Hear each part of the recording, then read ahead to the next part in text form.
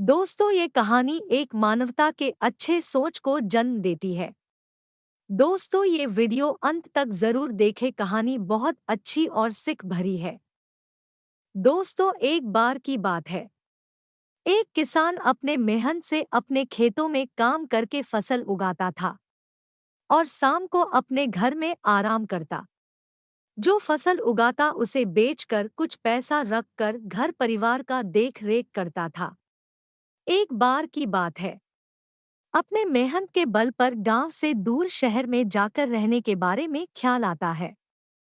उसी समय उसका बड़ा पुत्र सामने खेतों में आता है।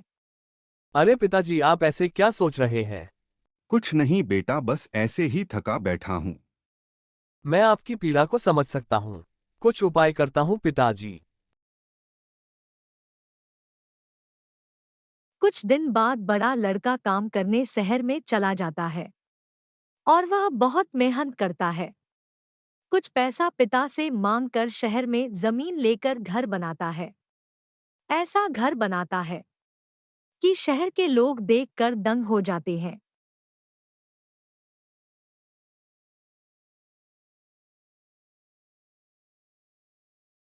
पिताजी, अब खेतों में काम करने की जरूरत नहीं है। अब हम सब नीलू पिंकू सब लोग शहर में रहेंगे। मेरी इनकम भी अच्छी है। नीलू और पिंकू को भी जॉब लगा देंगे। इस तरीके से परिवार में और भी मजबूती हो जाएंगे। वो तो ठीक है बेटा, पर मेरा आत्मा मेरी मातृभूमि गांव ही ठीक लगता है। काम करने की आदत है बेटा, कैसे मन लगेगा शहर में। ऐसा समझाकर बेटा अपने पिता को शहर में बने घर में ले जाता है।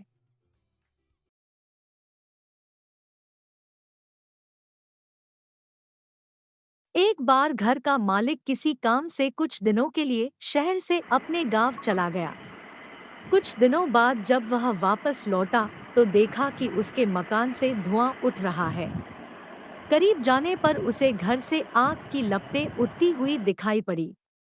उसका खूबसूरत घर जल रहा था। वहां तमाशबीनों की भीड़ जमा थी जो उस घर के जलने का तमाशा देख रही थी। हे भगवान, ये क्या हो गया। मेरा इतना सुंदर घर जल रहा और अहाँ को लोग तमाशा देख रहे हैं। मेरा कोई मदद करने को तैयार नहीं। भाई लोग, मेरा मदद करो। अपने खूबसूरत घर को अपनी ही आंखों के सामने जलता हुआ देख वह व्यक्ति चिंता में पड़ गया।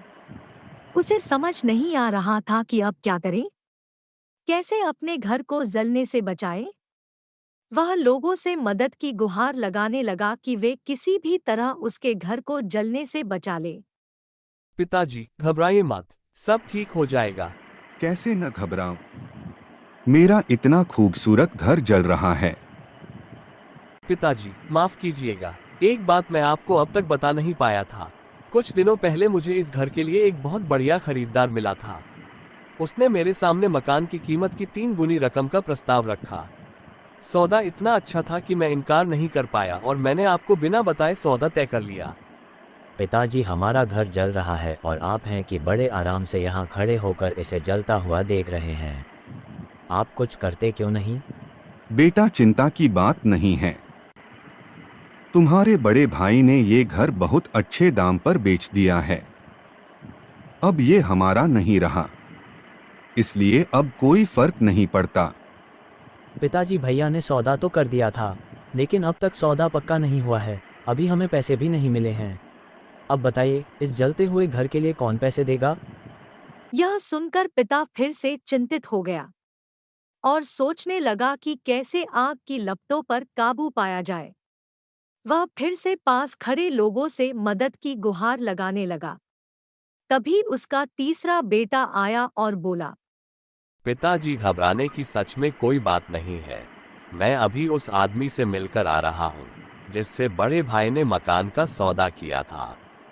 उसने कहा है कि मैं अपनी जुबान का पक्का हूँ। मेरे आदर्श कहते हैं कि चाहे जो भी हो जाए, अपनी जुबान पर कायम रहना चाहिए। इसलिए अब जो हो जाए, जबान दी है तो घर जरूर लूंगा और उसके पैसे भी दूंगा। पिता फिर से चिंतामुक्त हो गया और घर को जलते हुए देखने लगा। मित्रों, एक ही परिस्थिति में व्यक्ति का व्यवहार भिन्न भिन्न हो सकता है और यह व्यवहार उसकी सोच के कारण होता है। उदाहरण के लिए जलते हुए घर के मालिक को ही लीजिए। घर तो वही था जो जल रहा था, लेकिन उसके मालिक की सोच में कई बार परिवर्तन आया और उस सोच के साथ उसका व्यवहार भी बदलता गया। असल में जब हम किसी चीज से जुड़ जाते हैं तो उसके छिन जाने पर या दूर जाने पर हमें दुख होता है। लेकिन यदि हम किसी चीज को खुद से अलग कर देखते हैं तो एक अलग सी आजादी महसूस करते हैं और दुख हमें छूता तक नहीं है।